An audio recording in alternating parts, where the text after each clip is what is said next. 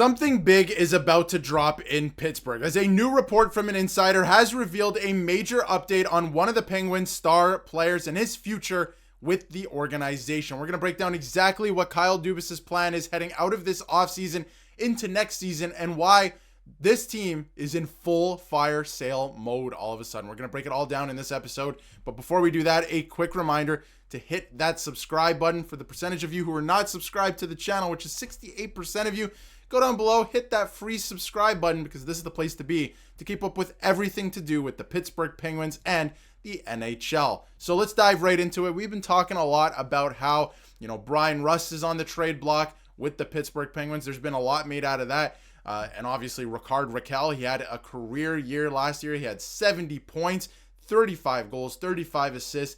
A career year for the player, and his worth is probably at its peak right now, especially with this cap hit of only $5 million. But there's one player we haven't been talking so much about on the channel, and that is Erik Karlsson and his future with the organization, with the Pittsburgh Penguins, because it is looking more cloudy as the days go on, and I'm getting less and less optimistic that he will be with the Pittsburgh Penguins when the season starts. But let's get right into it. Frank Seravalli said that on Erik Karlsson, if they can get him down to a $7 or $7.5 million range for 2 more seasons, I think there's a team that would certainly take a flyer on that player. I think Carolina was one of those teams that spent time investigating. There's a lot of smoke around the Carolina Hurricanes and Erik Karlsson, not just right now, but a couple seasons ago as well. So there's always been smoke there. I wonder if there is any fire. Now, it's very interesting. Erik Karlsson is already, on retained salary. He's making 11.5 on his actual contract. He's only making $10 million against the cap with the Pittsburgh Penguins.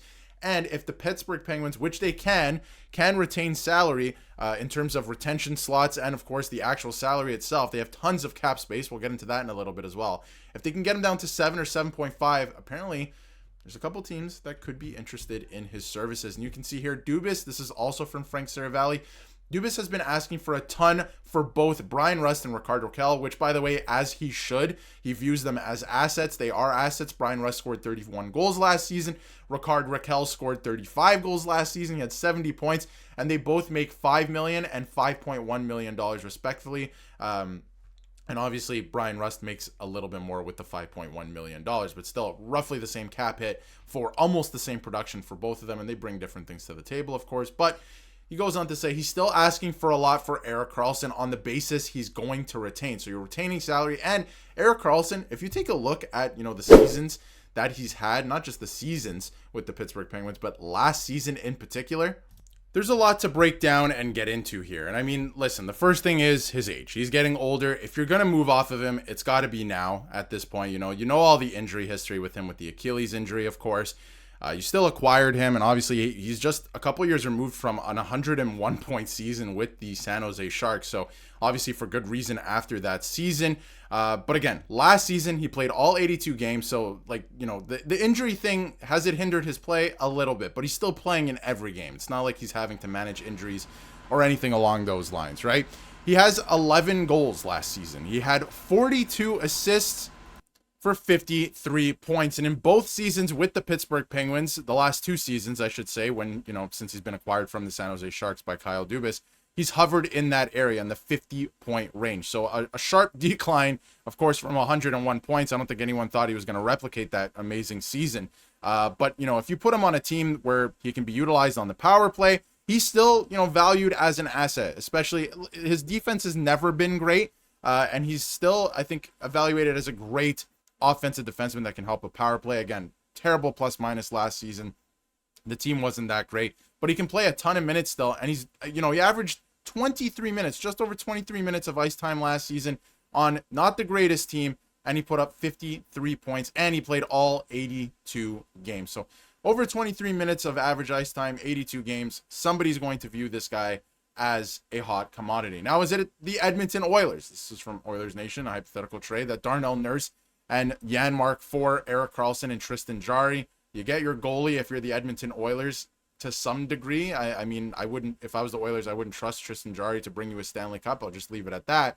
But as Jay Fresh says, why would Pittsburgh ever make this trade in a million years? You're not getting any young value back whatsoever. You're taking on $9 million of Darnell Nurse. I don't think that makes too much sense, but it sounds like there is some interest out there from a lot of teams. Maybe Carolina. They retooled their defense completely on the fly. They lost, Brent Burns, a couple guys like that, Orlov, right? So maybe they could still have some interest in Erik Karlsson. They also have a ton of cap space to work with, but the sentiment is he can help a team. And does he suck defensively?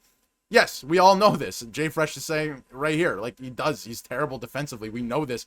But what he brings to you from the defensive end, offensively at least, is very good still. And he's still putting up 50 points on not the greatest team. Let's keep that in mind, right? So a lot of people, haven't watched him in Pittsburgh is what Jay Fresh is saying and don't know what the stats say either, who have decided that he's like a replacement level player now, and he's not. He's just not. He still holds a ton of value, especially on retained salary. Now, and speaking of retained salary, we'll get into that. Again, $11.5 million, but keep in mind, retained salary from San Jose already to make it work with the Pittsburgh Penguins at one point.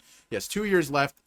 He's going into year 7 of 8 of this contract next season, and he makes $10 million against your cap right now. If anyone was to acquire him from the Pittsburgh Penguins without retained salary, he makes $10 million against your cap. Now, obviously, there would be retained salary. Nobody can take that on right now. I mean, there's a few teams that probably could, but you don't want to because you want to make some other moves. Now, in terms of retained salary, if the Penguins retain $3 million, you still have $10 million to work with. And we know this team is not going to be, they're not going to make the playoffs next year. They are not. They're not looking to be competitive. I don't think Kyle Dubas, whatever he says, I don't think they're going to be competitive, and they're not looking to be competitive. If you retain $3 million, you get them down to $7 million AAV. A team can afford that, especially for a guy who can possibly still put up 80 points on, a contending team, can help a team in that way. And you still have $10 million in cap space if you're the Pittsburgh Penguins. If you take a look at the lineup, though, the only thing I am a little bit scared of from the Pittsburgh Penguins side of things is this gets very, very scary if Karlsson leaves. Of course, not defensively, you know that, but what he can offer offensively, you're taking 50 points off the board. Even on bad teams, somebody has to score, right? Let's keep that in mind. And I say a bad team, respectfully, the Penguins are not going to be competitive next year. You take Karlsson out of there, you're taking out 50 points, and you're taking out NHL experience. Who goes into that role? Like, is it Clifton, right? Like, I don't think it is. You acquired him in a trade to be a depth defenseman for you, but I don't think Clifton is an answer there in the top 4. Maybe it's somebody else. Maybe it's one of the prospects. I don't think that's an answer right now, but it's going to get very interesting. I think something big is about to drop, and I have to say, I'm going to say it right now. I'm going to predict it right now. One of, at least, I think all 3 of them end up getting moved. I have to be honest.